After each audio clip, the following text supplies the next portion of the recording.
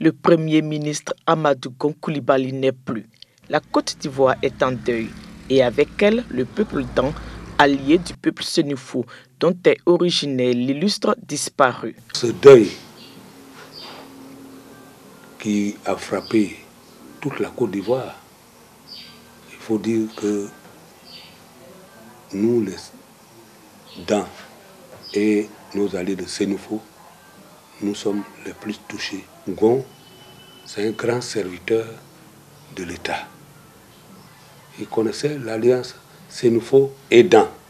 Toute la région du Tonkpi, sous le choc de la nouvelle, pleure le digne fils mort à la tâche. J'ai été frappé, j'ai été dévasté, tellement l'émotion était forte.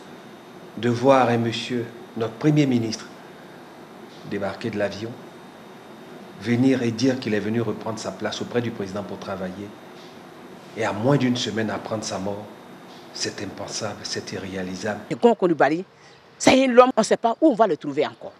Vraiment, c'est dur pour la Côte d'Ivoire. Tous reconnaissent les grandes qualités de ce commis de l'État. C'était un modèle pour nous, un modèle de travailleurs rigoureux, de travailleurs peaufinés, qui n'hésitaient pas à vraiment mettre le travail bien fait avant tout. Amadou Gon a laissé à la Côte d'Ivoire un modèle de loyauté, un modèle de rigueur professionnelle, un modèle pour la jeunesse ivoirienne.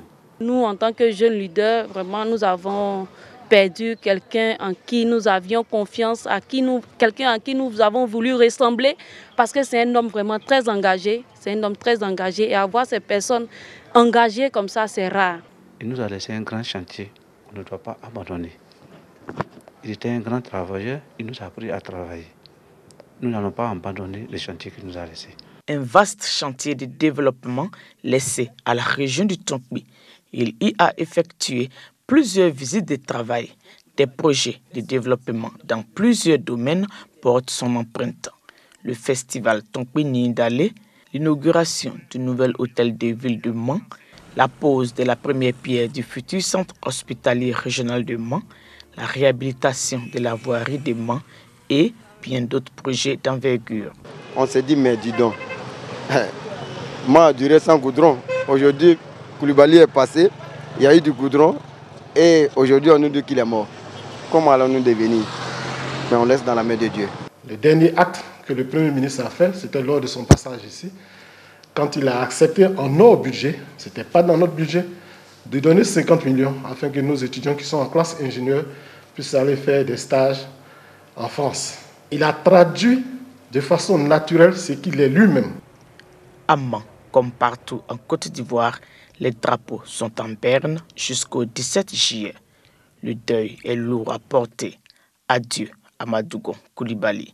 Adieu, Monsieur le Premier ministre.